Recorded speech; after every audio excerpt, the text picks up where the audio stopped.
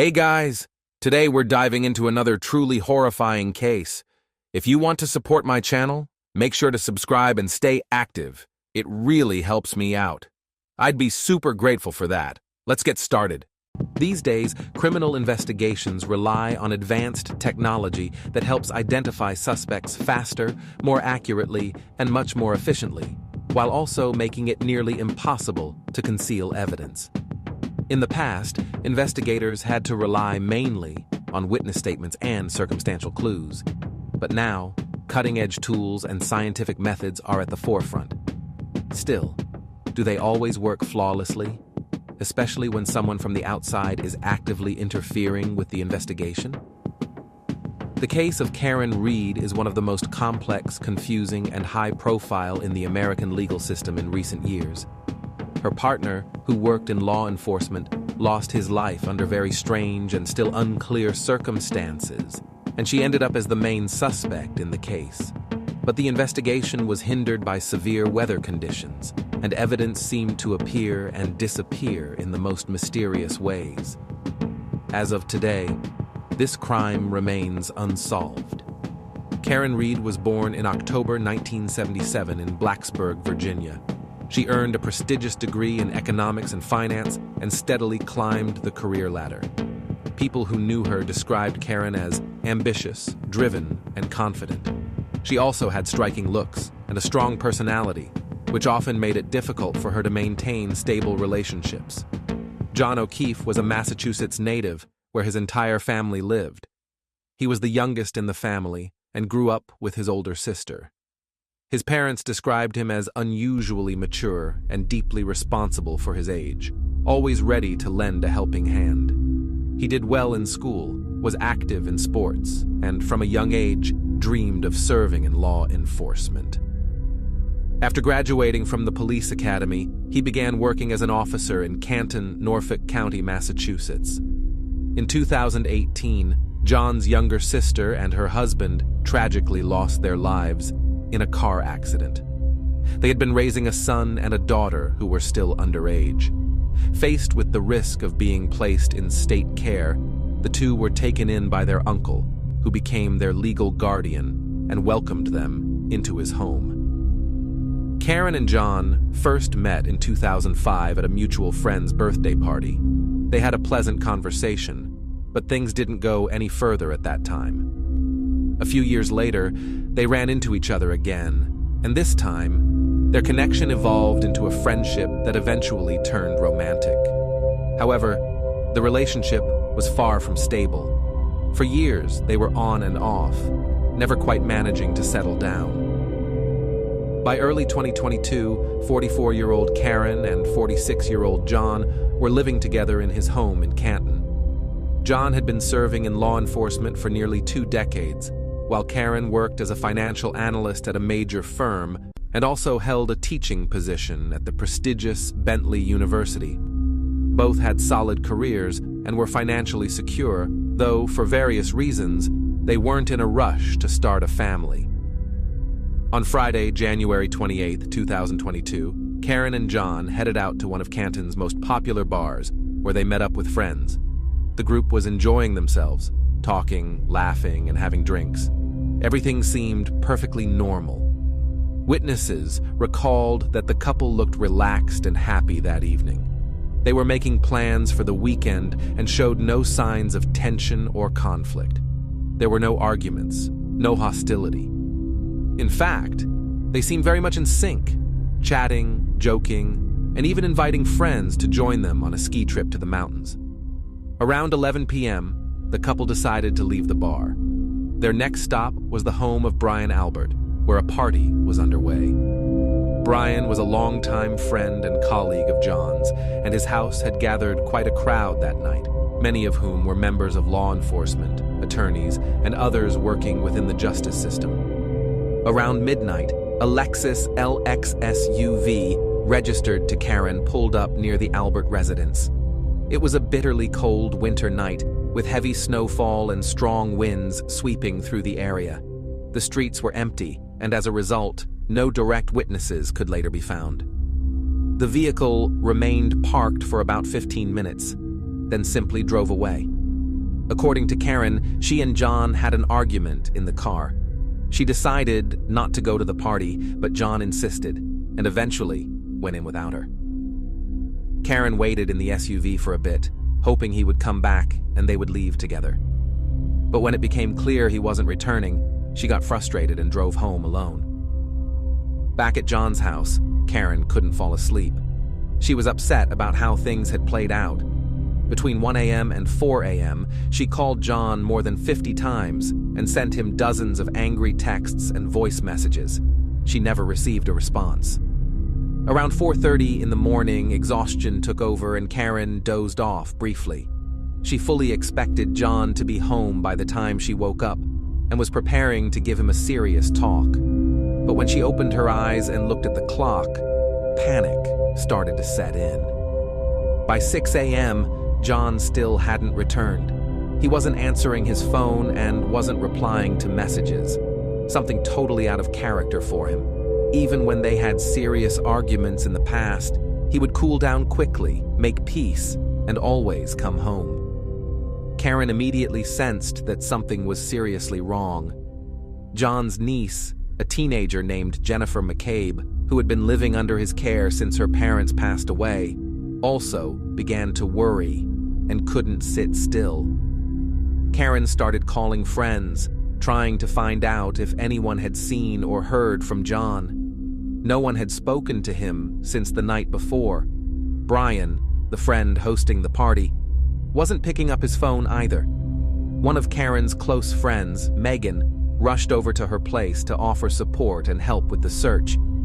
The three women, Karen, Jennifer, and Megan, got into Karen's SUV and headed toward the Albert home, hoping maybe John had stayed the night there. But just a short distance from the property, near the edge of the driveway, something in Karen's demeanor shifted. She suddenly became visibly distressed, started crying, and brought the car to a stop. Without warning, she jumped out and ran toward a snowbank. Jennifer and Megan were confused. Later, they recalled that the snow pile Karen ran to didn't look any different from the others. Maybe just a bit larger.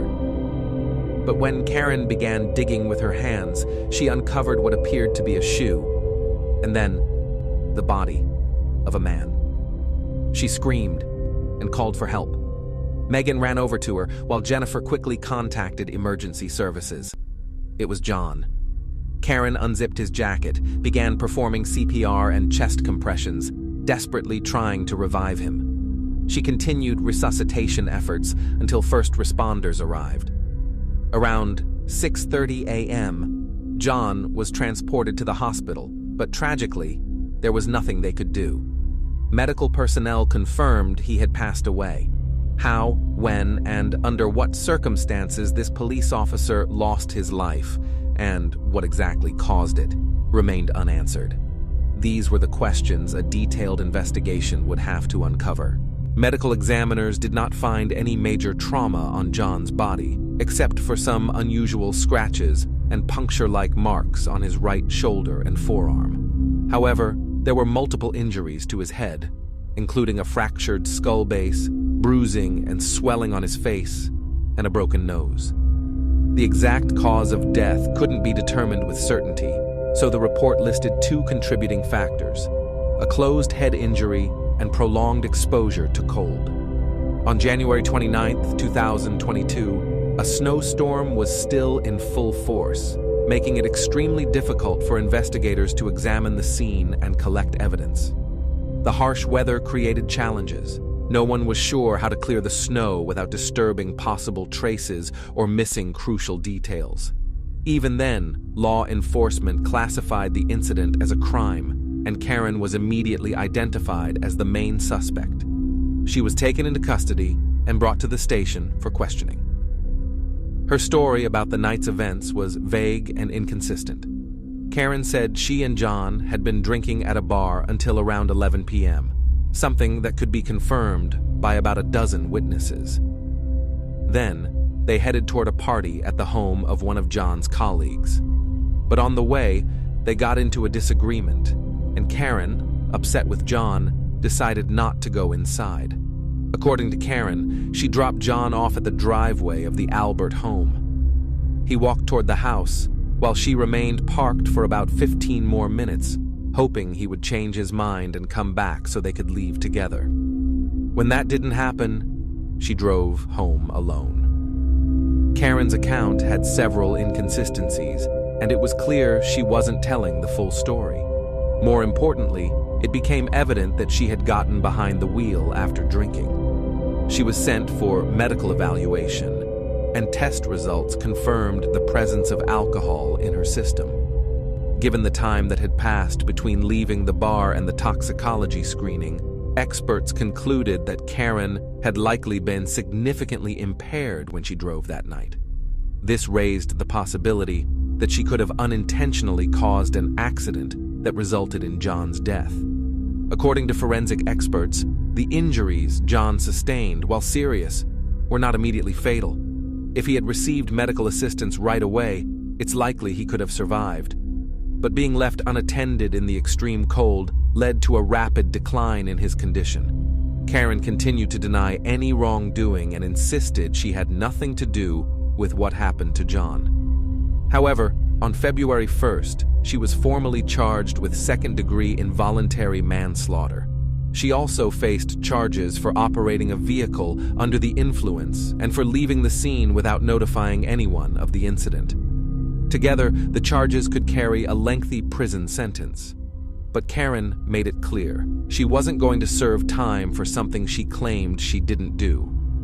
On February 3rd, 2022, investigators presented their first official theory about what happened during the night of January 28th to 29th. According to their version, the couple got into a heated argument. After John stepped out of the vehicle, Karen, either intentionally or accidentally while under the influence, struck him with her SUV. Then she allegedly left the scene in a hurry, leaving her injured partner outside in the snow, where he was exposed to the elements for hours. What stood out early in the case was that only Jennifer and Megan, who were with Karen in the SUV when John's body was found, were questioned as witnesses. Both women said they didn't notice anything unusual and that the snow bank Karen ran to didn't resemble a person lying under it.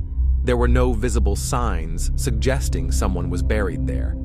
Based on those statements, investigators concluded that Karen must have known exactly where to look, which, in their view, implied guilt. Furthermore, a forensic search of her phone uncovered a suspicious late-night search. How long does it take for someone to freeze to death? Made at approximately 2:30 a.m. Karen had tried to delete it from her browser history, but digital experts were able to recover the record. This became a central piece of evidence against her. Karen claimed that she had, in fact, searched for that information, but not at 2:30 a.m. According to her, it happened much later in the morning, when she was already looking for John. She said she feared he may have passed out in the snow and was trying to find out how much time she had to rescue him. Jennifer backed her up, stating that she was the one who actually typed the search on Karen's phone at around 5 a.m. at Karen's request. Still, investigators questioned why someone had attempted to clear the browser history and why the restored data showed a different timestamp. Detectives also interviewed friends who had been at the bar with the couple earlier that night. None of them recalled any signs of tension. Karen and John seemed to be having a great time, laughing, talking, and making plans. However, people close to them noted that the couple had long-standing issues. Their relationship had been rocky, marked by frequent breakups and reconciliations. Most of their arguments, according to acquaintances, happened after drinking. All of this painted a picture that wasn't in Karen's favor. Still, for reasons that remain unclear, no guests who attended the party at the Albert home were ever questioned. Police only interviewed the homeowners, who claimed John never made it inside the house. That was the extent of their involvement. No search was conducted at the property. No guest list was compiled. No visitors were brought in for questioning. There were no surveillance cameras on the Albert house or on nearby homes, so reconstructing the timeline became a major challenge. But what about the many guests who were there that night? People were arriving and leaving throughout the evening. Surely someone looked out a window, stepped outside for air, or took a smoke break. Why were none of these potential witnesses ever asked what they saw? The guest list for the party wasn't compiled until a full week after the incident, and it took another week before potential witnesses began to be interviewed, one by one at the police station. However, everyone questioned claimed they had seen or heard nothing. Some stated that they were too intoxicated to remember much of the evening at all. A surprising development came when fragments of a vehicle taillight were suddenly discovered at the scene, days after the incident. These shards matched the right rear brake light of the Lexus LX owned by Karen. The fragments were found exactly where John's body had been located. At first glance, this discovery seemed to support the theory that Karen had hit John, either accidentally or deliberately, and then left him out in the snow. But the big question was, why weren't these fragments found sooner? Despite difficult weather conditions and heavy snowfall, investigators had meticulously examined the scene. Snow had been carefully raked and sifted by hand to ensure no detail was missed. So how did relatively large pieces of broken plastic go unnoticed for so long? During a later interview, Karen admitted that she had broken the light on the morning of January 29th, while backing out of the garage to go search for John. She accidentally struck his parked vehicle in the driveway. This moment was captured by the surveillance camera installed on the garage. Her account was backed up by both Jennifer and Megan, who witnessed the collision and even inspected the damage afterward. At that time, the damage was described as minimal. Just a small piece had chipped off. But after the SUV was taken in for forensic inspection, the taillight was found to be more severely damaged. Then, curiously, those previously missing shards turned up at the scene, where they hadn't been before. The whole situation raised more questions than answers, yet the evidence was still added to the case file. As investigators continued checking attendees from the Albert party, they learned that one of the guests was a woman named Irina, a former co-worker and one-time romantic partner of John. This led authorities to consider whether a confrontation between Karen and John may have stemmed from Irina's presence at the event. It was speculated that Karen, possibly uncomfortable seeing John's ex, chose to stay in the car while he went inside, hoping he would return soon. But he never did. There was even speculation about a possible secret relationship between John and Irina. However, witness interviews later dismissed this theory. Irina was reportedly happily married and said she hadn't been in contact with John since their breakup, not even as friends. Soon after, investigators introduced a new theory. They suggested that Karen might have refused to attend the party because Brian Higgins, another guest, was going to be there. He had reportedly shown interest in her for a long time, and according to some, may have been romantically involved with her. Higgins also served in law enforcement, and he and Karen had kept in touch.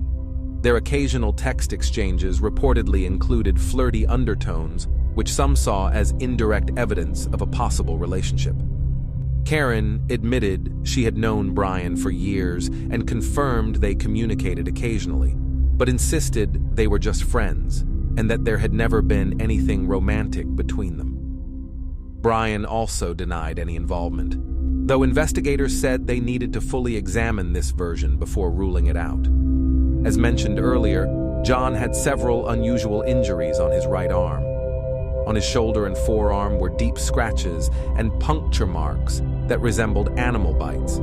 His clothing in those areas was torn as if a large dog had grabbed and shaken it violently.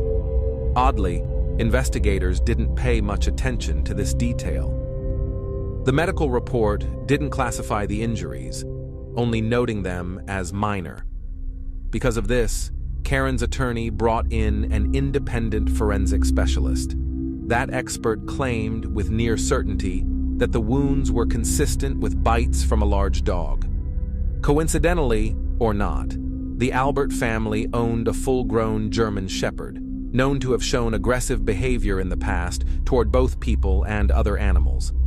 Neighbors had reportedly complained about the dog multiple times, but Brian, being a police officer, was allegedly able to smooth things over, and no formal complaints ever reached court. Karen's defense team filed a motion to involve professional canine experts who could determine whether the bite marks matched the Albert family's dog. But that's when a new twist emerged. The dog was suddenly gone. The family claimed it had escaped from their yard, and despite all efforts, they hadn't been able to find it. Another possible scenario was also considered by the defense. John may have gone into the house alone that night, just as Karen had said. By then, most of the guests were already heavily intoxicated, including John himself. Despite this, the party continued with more drinking. At some point, a heated argument may have broken out between John and another guest. That dispute could have quickly escalated into a physical fight, during which John was seriously injured. This version, according to the defense, better explains the type of injuries he sustained, particularly the facial trauma and skull fracture. They speculated that John was first struck hard in the face, breaking his nose and causing bruising. Then, he may have been hit from behind, leading to a fractured skull base. During the altercation, it's also possible that the household dog attacked him. Fearing the consequences of what had happened, the people involved may have carried John, unconscious or barely responsive, outside, leaving him in the snow. Then they returned to the party. Afterward, relying on personal connections, they may have protected one another and covered up what had occurred. Interestingly, Albert's nephew, a young man named Colin, had bruised and scraped knuckles on both hands. The injuries appeared consistent with having been in a serious altercation. But by the time he was brought in for questioning, nearly a month had passed and the wounds had almost completely healed. He couldn't provide a clear explanation for how they occurred. Another guest at the party showed similar injuries, knuckles raw and healing. He too was questioned only weeks later and was unable to explain when or how he had been hurt. The trial of Karen Reed began in April 2024 and quickly captured nationwide attention due to the intense public interest. Prosecutors argued that a dispute broke out between Karen and John near the Albert residence. According to their version of events, after John got out of the car, Karen ran him over, either out of anger or recklessness, and then drove away, leaving him to perish in the snow. To support their claims, the prosecution presented several key pieces of evidence: the taillight fragments found at the scene, the search query made on Karen's phone, and witness testimonies indicating ongoing issues in the couple's relationship. The defense, however, pushed back, arguing that the investigation was riddled with procedural failures. Many potential leads were ignored, critical evidence was overlooked, and witnesses were not interviewed in a timely manner. They also highlighted the fact that the Albert family and many of their guests had strong ties to law enforcement, a detail that was curiously omitted from official records. The defense suggested that those relationships may have allowed individuals to influence the investigation, as well as the detectives and witnesses involved. The prosecution insisted that John never entered the Albert home that night. Their argument was based on both witness testimony and location data from John's phone, which allegedly showed he remained outside a few yards from the house. However, the court viewed that data with caution, acknowledging it was subject to error, especially given the severe snowstorm that could have interfered with GPS accuracy. Still, one glaring question remained. How could so many guests at the party have failed to notice a seriously injured man lying just outside the house? A possible answer came from a snowplow driver called to testify by the defense. He said that around 2:30 a.m., while passing the Albert home, he saw nothing unusual near the driveway. No person, no disturbance. But on his return trip, just 30 minutes later, he noticed the Albert family's vehicle parked outside. That stood out to him because they were known for always pulling it directly into the garage. Another detail that raised eyebrows was the use of a leaf blower by officers at the scene, despite the obvious risk of disturbing or destroying potential evidence. Additionally, blood found on John's face, which had soaked into the snow, wasn't collected in a sterile container. Instead, it was scooped into a used plastic cup, rendering it unusable for forensic analysis. The taillight fragments that appeared days after the incident also caused suspicion. Karen Reed's attorney argued that the evidence may have been planted and petitioned for it to be excluded due to a high likelihood of tampering. Another oddity, Brian Albert claimed he had lost his phone just one day before an order was issued to confiscate it for review.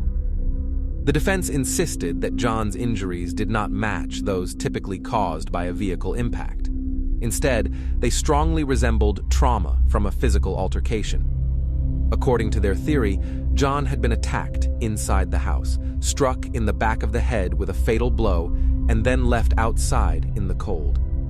Yet despite these claims, no official search of the interior of the Albert residence was ever conducted. In 2023, the Albert family sold their home and moved to a nearby town. The new owners soon began extensive renovations, stripping down walls and replacing all flooring. Any hope of retrieving potential evidence from the property was now gone. That same year, lead prosecutor Michael Proctor was removed from the case.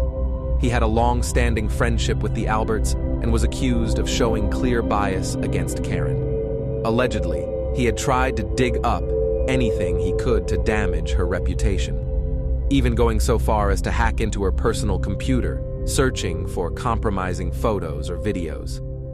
Due to multiple procedural violations, the case was sent back for further investigation. A new trial began in April 2025. During testimony, an expert presented a reconstruction of the alleged vehicle impact. It demonstrated that under no scenario could John's position result in injuries consistent with the broken taillight, particularly a fractured skull base and facial trauma, without other damage to his body. The conduct of law enforcement was also called into question, as protocol violations became evident. Several key pieces of evidence against Karen were determined to have likely been falsified. The most critical witness turned out to be the snowplow driver, who reaffirmed his original statement under oath. On June 16, 2025, Karen Reed was acquitted of second-degree manslaughter and fleeing the scene. She was released in court, but received 1 year of probation for driving under the influence. The case of John O'Keefe's mysterious death remains unsolved to this day. Thanks for watching, everyone. Your support means a lot to me, and you can help my channel grow by hitting that like button, dropping a comment, and sharing this video. Your engagement really makes a difference. See you soon.